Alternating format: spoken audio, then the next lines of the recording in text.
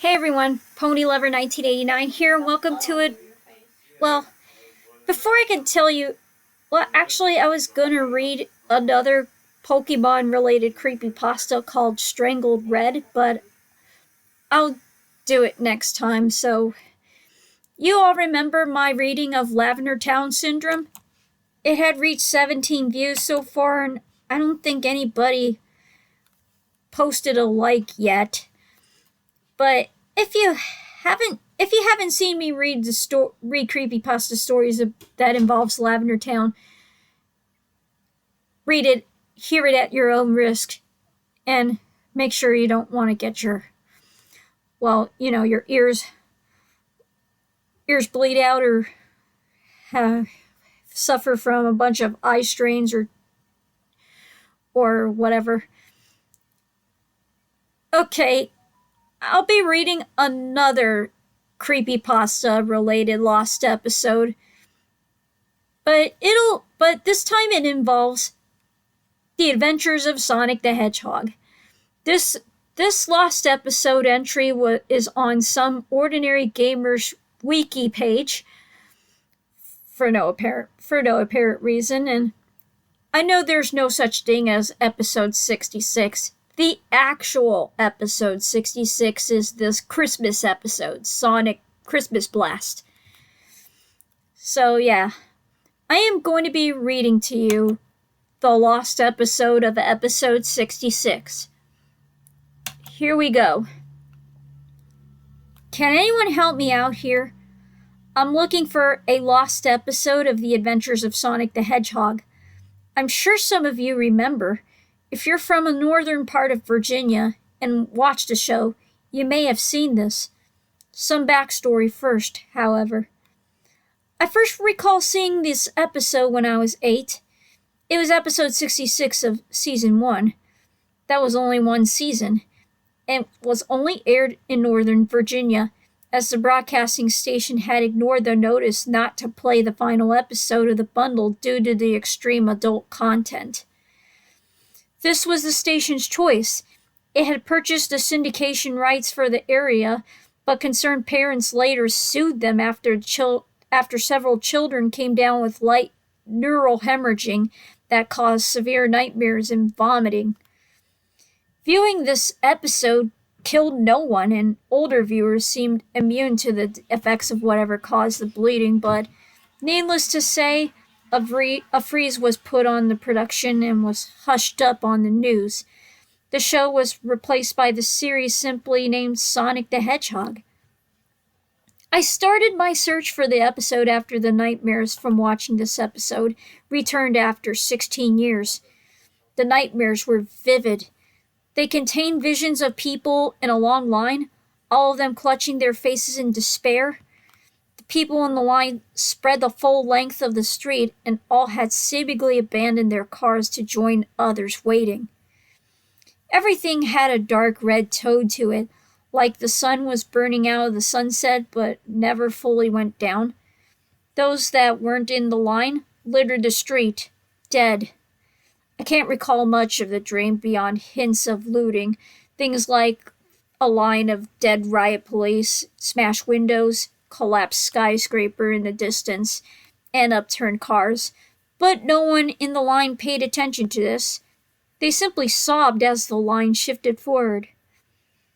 The nightmare ended with one of the members of the line looking directly at me. He said nothing, but shifted an unnatural pose. His arms bent at a 45-degree angles and his legs spread into a box over the ground, his mouth agape. As he did this, the rest of the people in the line did the same, striking a slightly different twisted pose. All were looking at me. I awoke with tears in my eyes. My logical step to finding this episode lies with the station that originally aired it. There is nothing odd about the station. Its old management had long since moved on, committed suicide, as the new manager pointed out to me. Over a cup of coffee, the new manager and I discussed the station's past. I intentionally eased into the subject of the lost episode, and, as it turned out, I was right to do so. When I brought it up, John, as he will now be known, literally spilled his coffee on his lap. He told me this subject was a personal one to him. As it turns out, John was the original owner's son. He was kind enough to explain to me that the legal fees he was receiving in conjunction with the mail he was receiving from children and parents alike had pushed him too far, and he hung himself in the family kitchen. I was a little taken aback by the news, so I figured I was digging too deep and decided to drop this madness, maybe call it a day. Before I could exit John's office, he told me he would send me the mail. His reasoning? He wanted me to know what happened. His curiosity was almost as deep as mine, which wasn't surprising considering this episode killed his father. I told him I'd take a look deeper into the subject and get back to him on anything I dug up. The letters were as one would expect. Angry mothers asking what kind of station would air such filth, legal fees ranging in the hundreds of thousands of dollars, enough to send any station broke in the 90s. And, of course, drawings from children depicting scenes of the episode. They were things like the blood and the unusually dull colors that persisted throughout, and horrible things, such as Robotnik vomiting blood and Tails crying over the corpse of a feathered, headless bird. One letter, however, caught my attention specifically. It was a letter from the studio that produced the series. Thank you for purchasing the rights to air the adventures of Sonic the Hedgehog. Copyright Sega, 1993 through 1994. All rights reserved. Enclosed is the series list, episode descriptions in episodes 1 through 66, the entirety of Season 1, and legal information regarding ratings and air times. In poor handwriting, at the bottom of the page, a scrawled note was placed with the words, Episode 66 is not to be aired. This is a database error and contains corrupted material. The initials JS followed. I set out to find this episode, but to no avail. My second plan was to ask the people who sent the angry letters about the episode about their take on it. Those who had not moved away since then gave me the canned, I don't know, or not this again, responses. But I did chance upon one man around my age that remembers and taped the episode. He invited me in and showed me his VHS copy of the episode.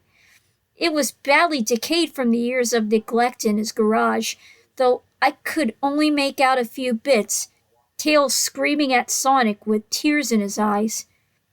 How could you, Sonic? What have you done?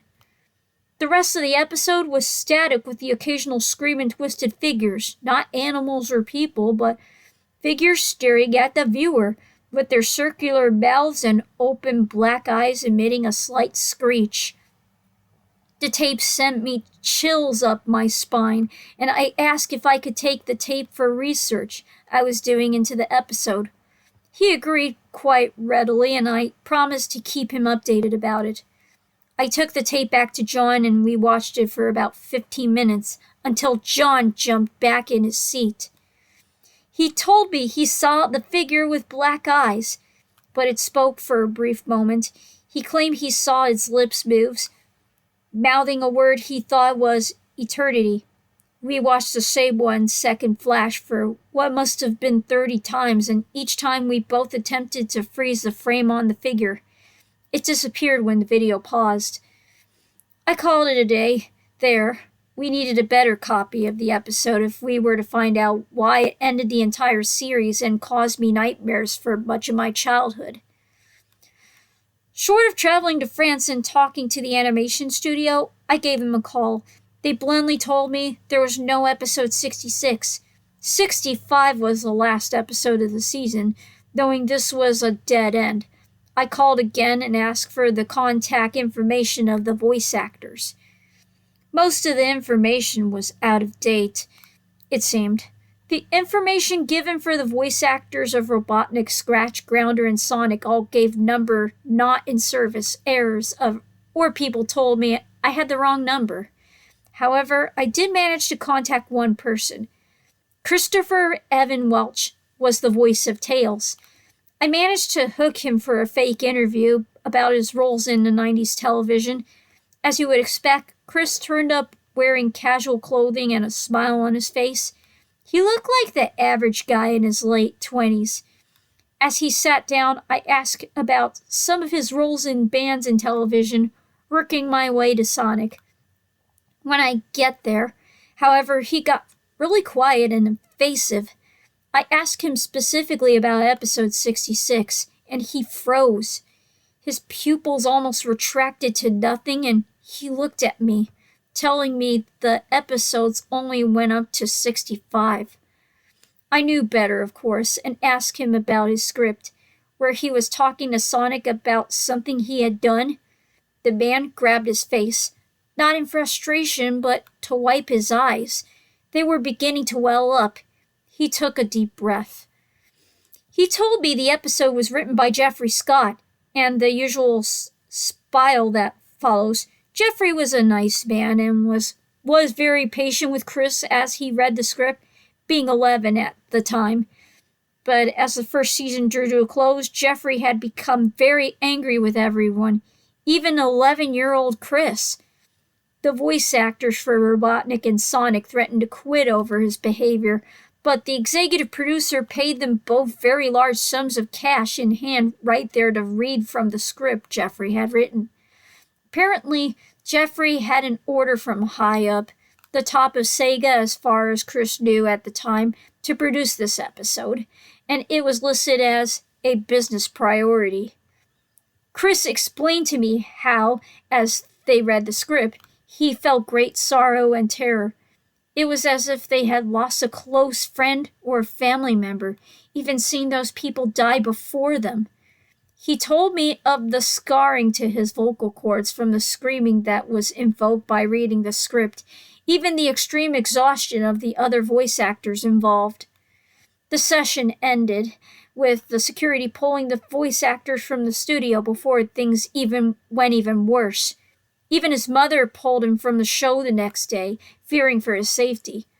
I stopped the interview there and asked for a copy of the episode, but none were ever sent back to the voice actors. This is as far as I come in search for episode 66. I've heard there may be a copy in the studio in France, but I have no way of getting there on my budget. I know it exists, and many more people out there must have a VHS copy. So that's why I asked the internet. Help me in my search, please.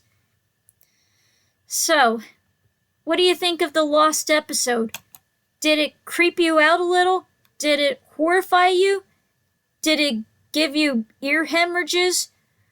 Sorry about that. But anyway, somebody